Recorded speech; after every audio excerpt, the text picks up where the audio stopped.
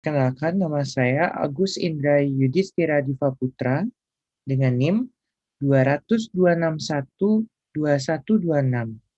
Saya merupakan dokter muda yang sedang melakukan KKM di Departemen Anestesiologi dan Terapi Intensif Fakultas Kedokteran Universitas Udayana, Rumah Sakit Umum Pusat Sanglah Denpasar, periode 24 Januari sampai 6 Maret 2022. Pada kesempatan yang baik ini, saya akan membawakan materi yang berjudul Dasar-dasar Manajemen Nyeri. Nah, topik bahasan pada presentasi pada kali ini adalah bagaimana mekanisme nyeri tersebut. Yang kedua adalah instrumen penilaian nyeri. Yang ketiga adalah penanganan nyeri menurut step ladder WHO. Nah, ini adalah mekanisme perjalanan nyeri.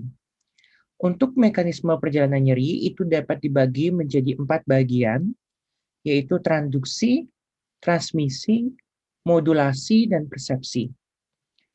Pada keadaan transduksi itu bisa terjadi suatu kerusakan jaringan atau injury atau jejas yang bersifat aktual atau potensial.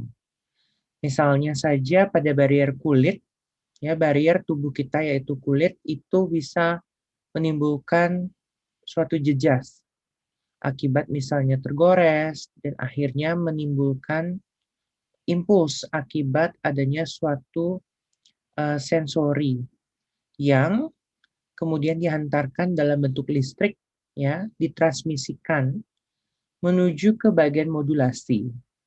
Bagian modulasi ini terletak pada medula spinalis, itu nyeri tersebut yang diterima dari fase transduksi dan dialirkan oleh transmisi tersebut akan ditambahkan atau dikurangi, akan mengalami proses eksitasi atau inhibitori. Kemudian setelah melalui proses di sana dia akan dipersepsikan di otak. Nah, persepsi ini akan menimbulkan pada bagian kornu dorsalis tersebut akan naik ke atas sampai menuju ke neuron orde ketiga. Kemudian itu akan ada pengaruh dari memori kita, apakah nyeri tersebut pernah dialami dengan ambang yang serupa atau semulanya ambangnya tinggi tidak mendapatkan pengobatan sehingga nyeri yang dirasakan lebih parah. Sehingga nyeri sangat bersifat individualistis atau subjektif. Nah, ini adalah bagaimana suatu nyeri yang timbul. Jadi ada 4 fase tadi, yaitu transduksi, transmisi, modulasi, dan persepsi. Nah, kalau kita bisa melihat bahwa ketika kita menimbulkan suatu rangsangan yang memang sebagai proses mekanisme pertahanan tubuh, itu sangat cepat berlangsungnya. Tapi bila dijabarkan, apabila adanya suatu tisu injury atau jejas pada suatu permukaan, misalnya saja kulit, atau mengenai struktur pekan nyeri, ya, tidak hanya barrier saja, itu akan menimbulkan kaskade inflamasi. Nah, kaskade inflamasi ini akan merangsang pengeluaran mediator proinflamasi berupa sitokin proinflamasi, berupa prostaglandin, serotonin, dan asetilkolin, serta yang lainnya. Kemudian, keluarlah juga berupa substance P yang membuatkan proses vasodilatasi pembuluh darah. Ya. Sehingga pada keadaan nyeri juga ada tanda-tanda inflamasi akut berupa rubor, dolor, kolor, fungsiolesa, dan tumor. Kemudian ini akan merangsang bagian nosiseptor yang terdapat pada susunan saraf tersebut, ya, di bagian in-plate, kemudian akan menimbulkan peripheral stimulus. Nah, stimulus yang dihasilkan akan berupa hantaran listrik, kemudian akan melalui sistem perifer, saraf perifer, mengalami proses konduksi. Nah, di sini ada peran substance C dan substance P. Itu harus dibedakan. Kemudian menuju ke bagian ganglion dorsal root, ya. Nah, ini adalah bagian cornu dorsalis anterior. Nah, cornudorsalis ini ada bagian traktus yang menuju ke atas ya. Ada traktus spinothalamicus lateral dan traktus spinothalamicus anterior. Untuk sensasi nyeri dan suhu itu berada di traktus spinothalamicus lateral. Kemudian perlahan-lahan dia akan naik ya sampai ke bagian setingkat ya ipsilateral dari cornudorsalis ya. Akhirnya sampai ke bagian batang otak ya. Nanti di bagian cornudorsalis itu akan mengalami proses modulasi. Apakah nyeri tersebut akan ditambahkan atau dikurangi? Ya, mengalami eksitasi atau inhibitory. Kemudian melalui descending inhibitory pathway, dia akan naik ke bagian persepsi. Ya. Nah, bagian persepsi ini adalah bagian orde ketiga, neuron orde ketiga. Nah, sampai di sini dia akan melewati talamus terlebih dahulu hingga menuju ke bagian korteks sensori primer. Nah, korteks sensori primer inilah yang kemudian disebut sebagai gyrus presentralis ya. Gyrus presentralis yang memang untuk sensori. Kemudian di sini ada neuron-neuron yang berperan dalam proses modulasi berupa eksilasi inhibitory, inhibitory mediator berupa opioid peptide, norepinephrine, glisin, dan GABA. Yang paling sering itu adalah GABA. Nah, secara singkat seperti itu proses dari suatu respon nyeri. Nanti dari setiap bagian tersebut akan bekerja obat-obatan yang menghambat dari suatu aktivitas impuls listrik penghantar nyeri sehingga dia tidak menuju ke bagian cornudorsalis secara maksimal seperti yang diterima pada saat impulsnya dari nociceptor, atau apabila dia lewat dia tidak dipersepsikan ke otak atau proses transmisinya dihambat ya. Nah, ini adalah jenis-jenis neurotransmitter yang berperan pada proses modulasi nyeri. Eksitasi yang bisa meningkatkan nyeri adalah glutamat, aspartat, vasoaktif interstitial polypeptide, cholecystokinin, gastrinylation peptide, angiotensin, dan substance P. Sedangkan inhibitory bisa hepalin, endorfin, somatostatin, GABA.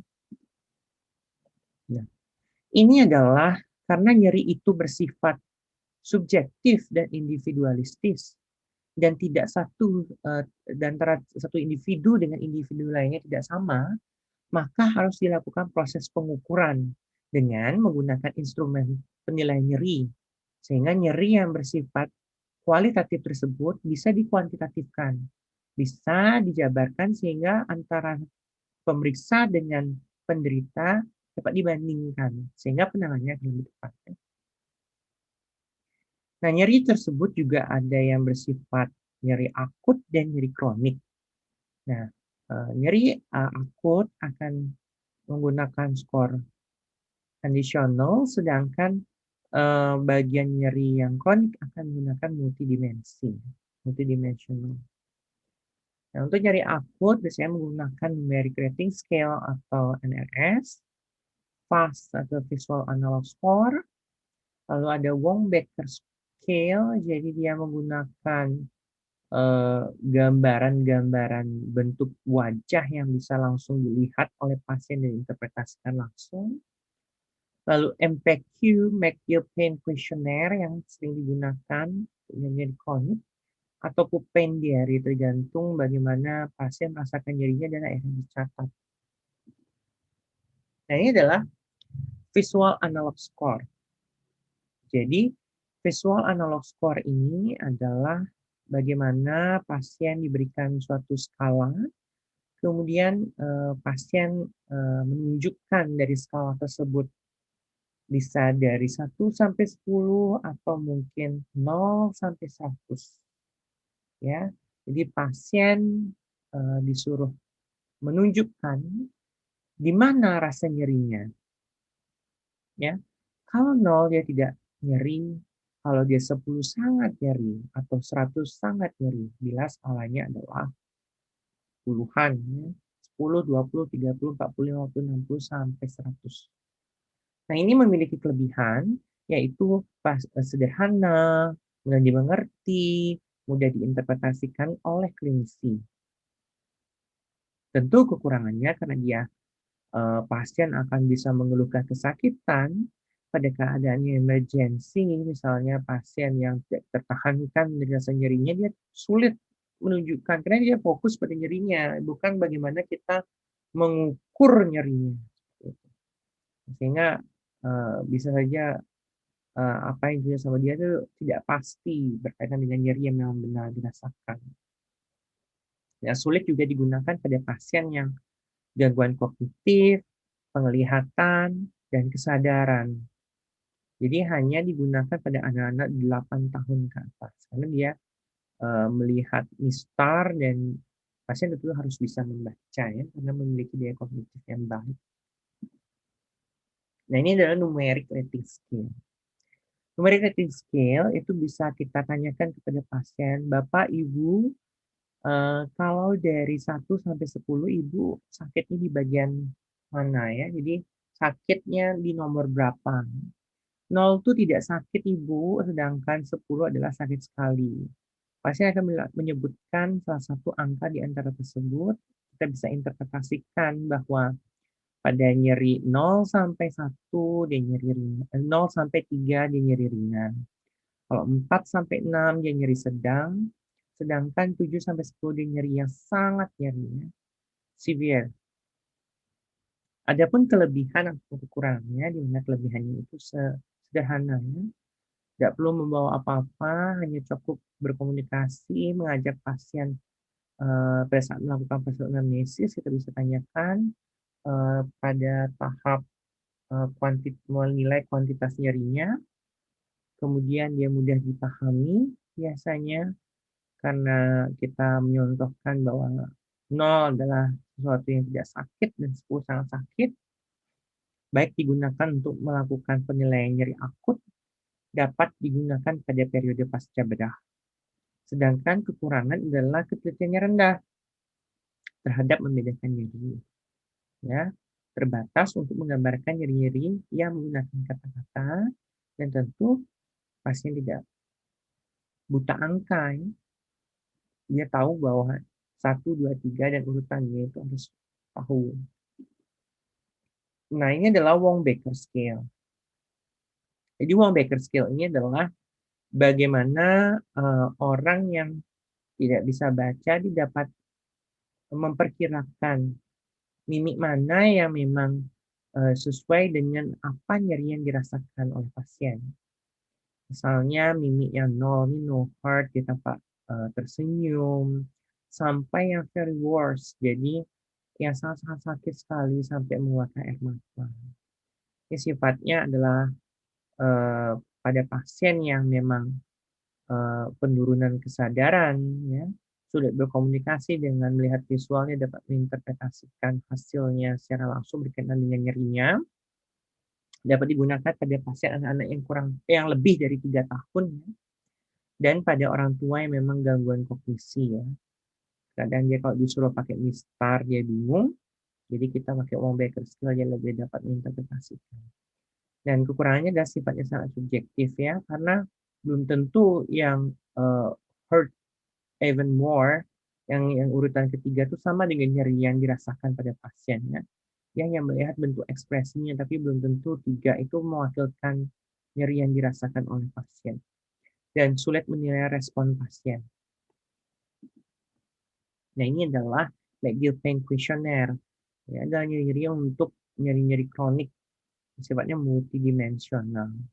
Jadi nyeri-nyeri ini sudah mencakup secara kualitas nyeri seperti dingin, tertusuk-tusuk, terbakar, ya. Lalu bagaimana panas, lalu kebas, gitu. Dan akhirnya di jumlahkan untuk mengamankan hasil yang mana sesuai dengan hasil kuesioner tersebut. Nah, kelebihan dari kuesioner ini adalah dapat digunakan untuk mengevaluasi nyeri kronik. Kelebihan yang lain adalah lebih detail dalam mengevaluasi dan mendeskripsikan nyeri yang dialami oleh pasien. Kekurangannya memang benar bahwa pasien harus benar-benar memahami cara pengisian kuesioner. Tentu dalam keadaan emergensi yang sifatnya akut, ya tidak cocok menggunakan kuesioner ini ya. Mungkin pada nyeri kanker ya, buat kanker itu bisa digunakan dan penilaiannya cukup rumit sehingga dibutuhkan kognisi yang cukup dari pasien ya dan suasana yang tepat pada saat proses pengisiannya. Dan dapat menyebabkan salah interpretasi akibat kata-kata yang rumit. Apabila kita menggunakan kuesioner bahasa Inggris seperti ini tentu tidak cocok, apalagi kita harus bisa membuat terjemahan dari kuesioner ini atau mungkin dalam kata-kata bahasa Indonesia sulit dipahami karena pendidikan itu juga bisa menjadi salah satu kekurangan sehingga bisa diinterpretasikan dengan bahasa daerah dibantu untuk mengisi kuesioner itu adalah salah satu kekurangannya. Nah ini adalah Pine Diary. Jadi membuat suatu list dari nyeri yang dirasakan oleh pasien setiap hari dari hari Senin sampai hari Minggu dan pukul berapa pasien merasakan nyeri. Dari sini kita bisa menginterpretasikan bahwa 0 adalah tidak nyeri, 5 adalah nyeri yang sedang, dan 10 adalah nyeri yang sangat hebat. Nah, dari sini kita juga bisa klinisi melakukan proses evaluasi dari kondisi klinis pasien. Dan ini adalah melihat fluktuatif dari nyerinya. Apakah pasien dengan misalnya diberikan obat-obatan tertentu sebelumnya, apakah memang membaik, jadi terjadi penurunan dari skala nyeri, atau tidak. Sehingga tata laksana pengobatan lebih lanjut itu akan lebih maksimal dengan menggunakan Pine Diary dan dapat mengevaluasi respon nyeri, mengetahui variasi nyeri setiap hari yang akan dialami oleh pasien. Jadi benar-benar terrecord dengan jelas day by day. Sedangkan kekurangannya adalah kalau pasien tidak patuh tentu itu akan menjadi masalah dan bolong-bolong. Apalagi pasien sudah diberikan obat yang tidak nyeri, tidak usah mengisi. Tentu pendiarinya akan bolong-bolong dan tidak akan sesuai bisa mengevaluasi respon nyeri pasien. Jadi kekurangannya juga adalah ketaatan dari pasien itu. Nah, untuk pengobatannya tentu kita merujuk pada WHO Step Ladder ya. Jadi langkah yang pertama jadi pertama itu menggunakan non opioid ditambahkan adjuvan. Yang kedua adalah opioid for mild to moderate pain, non opioid dan adjuvan. Yang ketiga adalah opioid for moderate to severe pain berupa non opioid plus adjuvan. Pada nyeri-nyeri akut, biasanya kita sarankan untuk langsung memulai opioid for moderate to severe pain. Karena pada nyeri akut dengan nyeri yang sangat hebat. Ya. Lalu turun ke bawah apabila sudah nyeri akutnya tertangani, kita bisahkan opioid yang grade-nya mild to moderate pain. Ya, bisa ditambahkan dengan adjuvan dan akhirnya menuju ke bagian analgetik yang non-opioid, bisa ditambahkan adjuvan. Nah, ini adalah interpretasinya. Kalau pada nyeri kronik, itu dia mulai dari non-opioid dulu, ya. Dia terbalik plus adjuvan. Yang kedua opioid for mild to moderate pain. Yang ketiga opioid for moderate to severe pain. Nah, interpretasinya berupa langkah pertama itu yang ringan, opioid, itu berupa NSAID atau acetaminophen dengan atau tanpa adjuvan. Semua dengan dan tanpa adjuvan. Dengan dan tanpa non-opioid. Langkah kedua adalah opioid lemah dengan atau tanpa analgesik non-opiat dan dengan atau tanpa adjuvan. Langkah yang ketiga yang berat adalah opioid kuat dengan atau tanpa adjuvan. Ya, dengan non-opioid atau dengan atau tanpa adjuvan. Nah, kita mulai dari step yang pertama, yaitu yang non-opioid tadi. Dan jelaskan bahwa non-opioid itu ada NSAID, di mana kerja NSAID adalah ketika ada suatu membran fosfolipid yang menghasilkan asam arachidonat, dia akan menghasilkan dengan bantuan lipooksigenase menghasilkan leukotrin. Ya. Nah, asam arachidonat akan berubah menjadi COX-1 dan COX-2. Ya. Nah, regulasi tersebut dia disebut sebagai non-selective COX inhibitor. Ya. Kalau obat-obatnya namanya non-selective COX, ada yang selective COX. Nah, yang selective COX itu adalah COX-2. Ya. Pada COX-1 yang dihasilkan oleh asam arachidonat akan menghasilkan prostaglandin E2, prostaglandin I2, dan tromboksan A2. Ya. Prostaglandin E2 menghasilkan sel-sel musin yang melapisi dari gastrointestinal, ya, dan ini bersifat gastroprotektor. Apabila COX-1 dihambat oleh obat-obat NSAID, sehingga produksi musin dia akan menjadi rendah, maka gastrointestinal akan rentan mengalami proses perforasi atau bleeding mukus gastrointestinal. Sehingga diwajibkan pemberian NSAID dalam jangka lama. Efek samping tersebut adalah demikian, maka diberikan obat-obat gastroprotektor berupa PPI atau H2 antagonis berupa ranitidin.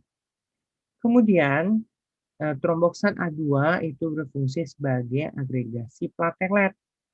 Jadi kalau dia dihambat, maka bisa bleedingnya makin memanjang karena fungsinya adalah agregasi platelet. Apabila obat-obat seperti silecoxib adalah golongan COX-2 selektif NSAID, maka dia akan bisa menghambat PGE2, PGI2, dan tromboksan A2. Bisa mengalami nyeri, inflamasi merah, sampai ke bagian demam. Nah, ini adalah obat-obatannya ya yang biasa digunakan, misalnya ketorolac, dipakai secara peroral, intramuskuler, intravena juga bisa. Biasanya digunakan pada 65 tahun. Natrium diklovena biasanya dipakai 50 mg per oral. Asam mefenamat 100 mg setiap 6-8 jam. Ada meroxicam, piroxicam, ibuprofen biasanya dipakai 200-800 mg dosisnya. Dengan dosis maksimal boleh digunakan adalah 3.200 atau ketoprofen ya, masalah ibuprofen itu. Nah, ini adalah golongan analgetik kuat opioid. Nah, ada opioid natural dan opioid sintetik. Contoh obat sintetik adalah fentanyl, petidin, seperti itu. Nah, ini adalah digunakan pada pasien yang memang dari skala pengukuran nyeri, dia dikatakan sedang sampai berat atau nyeri yang bersifat akut. Kemudian dia biasanya pasien menggunakan NSAID sebelumnya untuk penanganannya. Apabila digunakan itu tidak membaik, bisa diberikan opioid. Nah, ini dia akan menempel pada bagian persepsi di otak berupa reseptor mu, kappa, dan delta. Nah, ada 4 jenis golongan opioid, yaitu opioid agonis, opioid partial agonis, opioid agonis antagonis, dan opioid antagonis. Nah, opioid agonis itu contohnya adalah fentanyl. Opioid partial agonis adalah buprenorfin. Agonis antagonis dia adalah butorphanol dan nalbuphine. Ya, antagonis adalah naloxone.